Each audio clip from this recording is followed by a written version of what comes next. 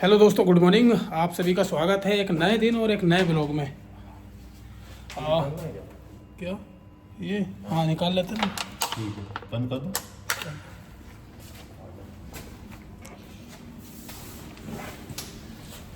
तो दोस्तों अब हम यहाँ से निकल रहे हैं नेपाल के लिए। और अभी सुबह सुबह का टाइम है। सुबह सुबह बिल्कुल नहा धो के एकदम फ्रेश हो चुके हैं और काफ़ी अच्छी नींद लगी है रात में।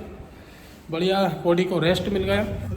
हिलने लगा ग्राउंड है, ग्राउंड चल। 100%।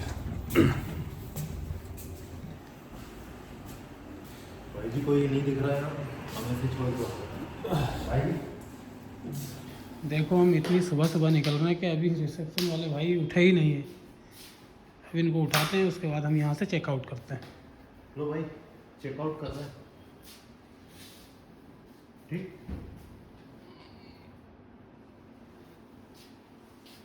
बॉस चल छोड़ बॉस। पानी की बोतल है सर। पानी बोतल कितना होगा? अब एक ही लिया था। वीडियो बना रहे क्या? हाँ ब्लॉग बनाते हैं। नहीं अभी इस टाइम अभी भी बन रहा है। बन रहा मेरा। हाँ भाई वो जसपाल सिंह वीना के नाम से आएगा ये यूट्यूब पे। कोई दे दीजिए कार्ड। आप पोस्ट पे लिख लीजिए, इसमें लिख हम लीजिए। लोग का क्या व्यूज नहीं आते हैं वीडियो। अच्छा नहीं आते। अच्छा, व्यूज़ आएगा। कंटिन्यू काम करो उस पर। बता दीजिए कोई टिप्स जिससे आ जाए। कंटिन्यू वीडियो डालो उसमें पर डे। कंटिन्यू डाल ही नहीं पाते। अच्छा, तो वही तो मेन कारण है उसका। हमें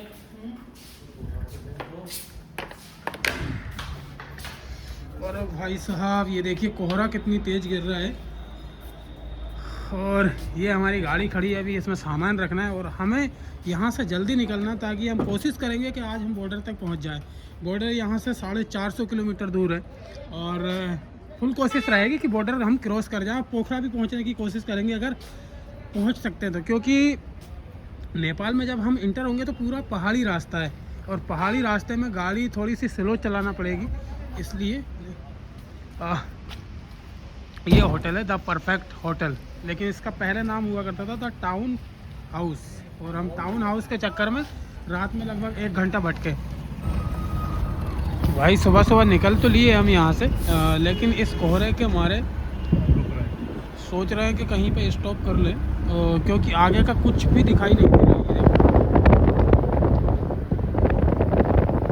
अगर मुंडी निकाल के देखते हैं तो थोड़ा थोड़ा फिर भी कुछ दिख जाता है, लेकिन गाड़ी के अंदर से तो कुछ भी नहीं दिखाई दे रहा है। तो फाइनली भाई लोग हम नेपाल पहुंचने वाले हैं। बस केवल 20 किलोमीटर की दूरी है।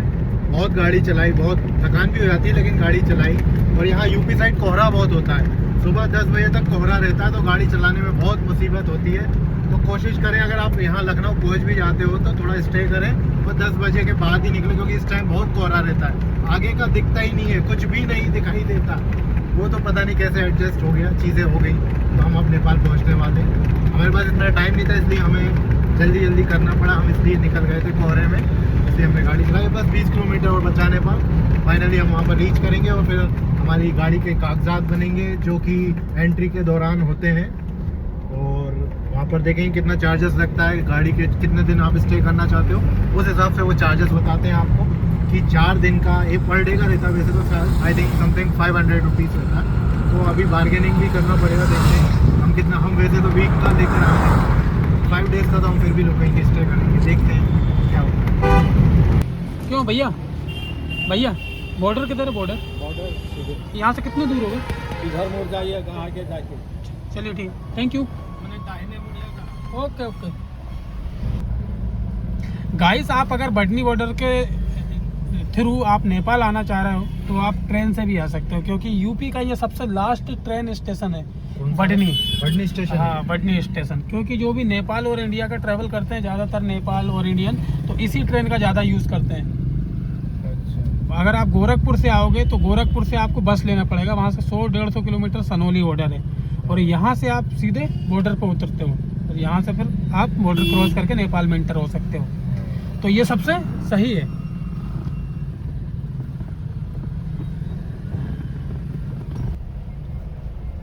मुड़ने का बोला था ना उसने वहाँ पर। हाँ पूछते हैं ना किसी से। ये है बढ़नी का रेलवे स्टेशन, ये देखिए, ये यहाँ का लास्ट स्टॉपेज है। यहाँ से आप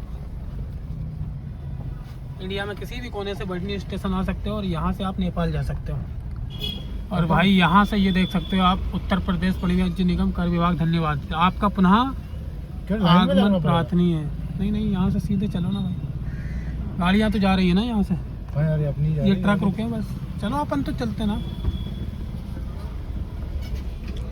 और ये देखिए दोस्तों, यहाँ से आपको नेपाल का गेट दिखाई दे रहा है, यहीं से हम नेपाल में एंटर होंगे।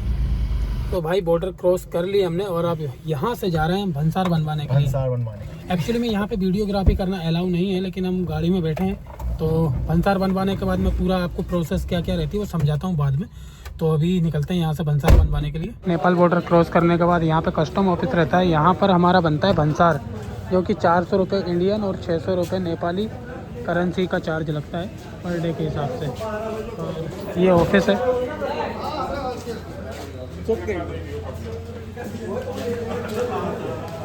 अब भंसार बनवाने के बाद हमें भंसार लेके जाना पड़ेगा RTO, यहाँ का RTO है, उसके हिसाब से हमें यहाँ गाड़ी चलाने का परमिशन मिलेगा, वो भी पर डे के हिसाब से। अब देखते हैं वहाँ पे कितना क्या चार्ज रहता है पर डे के हिसाब से।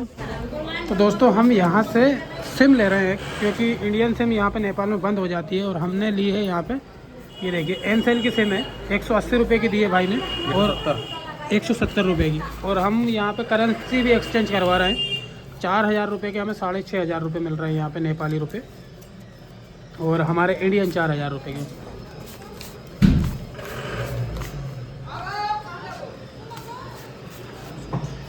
और भाई ये है नेपाली रुपीस, ये 1000 के नोट है, ये देखिए आप, वो अलग से ये 100 रुपये का नोट है, और ये 50 रुपये का है। तो भाई करेंसी एक्सचेंज करवा ली हमने। यहाँ पे हमने इंडियन 4000 रुपये दे के और नेपाली 6500 रुपये लिए हैं। ये देखिए, ये 1000 के नोट है, और कुछ इंडियन भी है इसमें। फाइनली नेपाल में आ चुके हैं हम। बढ़नी बॉर्डर से क्रॉस करने के बाद हमें कस्टम ऑफिस से भंसार बनवाना पड़ता है, और भंसार इस तरीके का रहता है। मैं इसमें आपको सील और ये सब चीज़ें नहीं दिखा सकता, क्योंकि कॉपीराइट आने का, स्ट्राइक आने का थोड़ा सा डर रहता है। और भंसार का जो चार्ज लगता है वो कार का लगता है 400 रुपये पर डे के हिसाब से, और नेपाली करेंसी में आप लोगे तो 600 रुपये पर डे के हिसाब से लगता है। भंसार बनवाने के बाद आपको जाना पड़ता है RTO ऑफिस, यहीं पास में ही, उसी के भंसार ऑफिस के पास में ही RTO ऑफिस रहता है। वहाँ पे हम जाएंगे, भंसार हमको दिखाना पड़ता है उनको, वो हमें एक पर्ची बना के दे देते हैं, जो हमारा मतलब इंडिया में टोल लगता है, हमारी जगह जगह टोल रहता है, उस तरीके का यहाँ पे टोल नहीं रहता। तो उसके लिए एक पर्ची बना के हमें देते हैं कि अगर कोई इंडियन गाड़ी आती है या नेपाल से कोई सी बाहर की गाड़ी आती है तो उसका एक परमिट लगता है, तो उसका चार्ज रहता है। कितने का बनवाया था आपने? किसका? 800 रुपये का बना था वो अपना, इंडियन करेंसी में। हाँ, इंडियन करेंसी में 800 रुपये का बना था, और नेपाल करेंसी में लगते हैं उसके 1200 रुपये। तो ये इस तरीके की पर्ची रहती है। तो भाई हम पोखरा ना जाते हुए लुम्बिनी की तरफ जा रहे हैं, और लुम्बिनी को एक्सप्लोर करने के बाद हम निकलेंगे फिर पोखरा की तरफ। तो यहाँ से 30 किलोमीटर दूर और लुम्बिनी बचा है। टिकट यहाँ से लेना है? फाइनली लुम्बिनी पहुँच चुके हैं, और लुम्बिनी में अभी हम यहाँ पर पार्किंग एरिया में हैं। यहाँ से हम जा रहे हैं अंदर की तरफ। अब देखते हैं कितने रुपए का यहाँ पर टिकट मिलता है।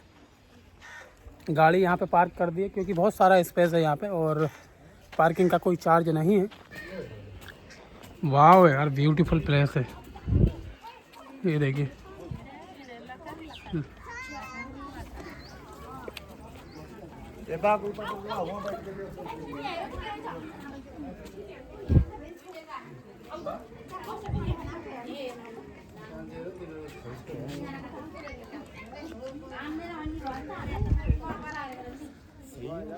अरे भाई साहब, बहुत खूबसूरत जगह है ये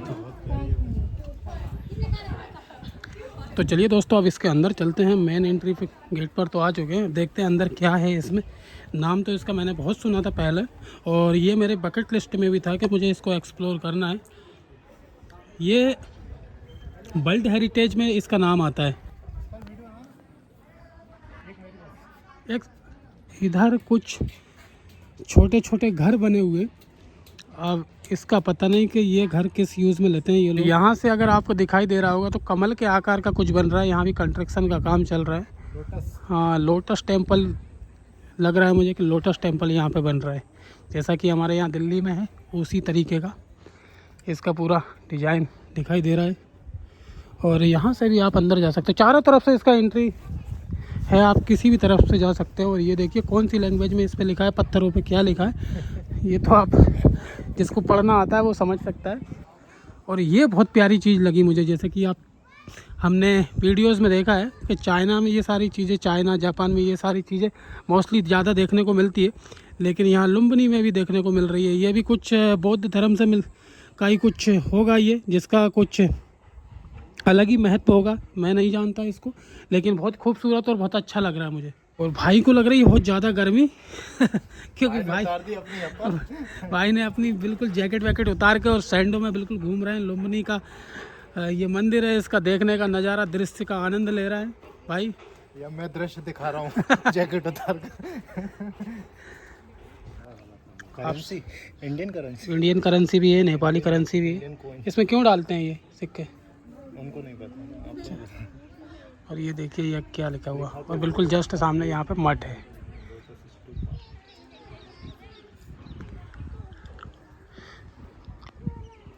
और इस मठ के अंदर हम जब आते हैं तो जूते बाहर निकाल के ही आना पड़ता है हमें, क्योंकि जूते अंदर पहनकर आना इसमें अलाउ नहीं है। भाई ये जो सामने आपको दिखाई दे रहा है ये है मंदिर माया देवी का मंदिर, और इसमें अंदर जाने के लिए 20 रुपये का टिकट लगता है। और बिल्कुल इस मठ के बिल्कुल सामने है, जस्ट सामने।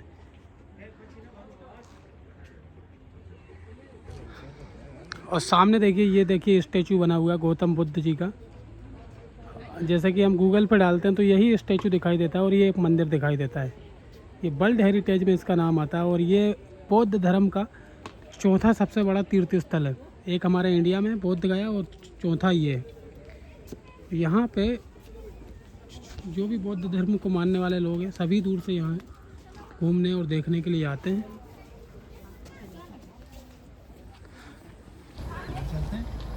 ये देखिए कितना प्यारा स्टैचू लग रहा है। और जो मठ बने हुए, जो मकान बने हुए, घर बने हुए, पूरा चाइना के आर्किटेक्चर के डिज़ाइन में बना हुआ है, पूरा अच्छा लग रहा है देखने में।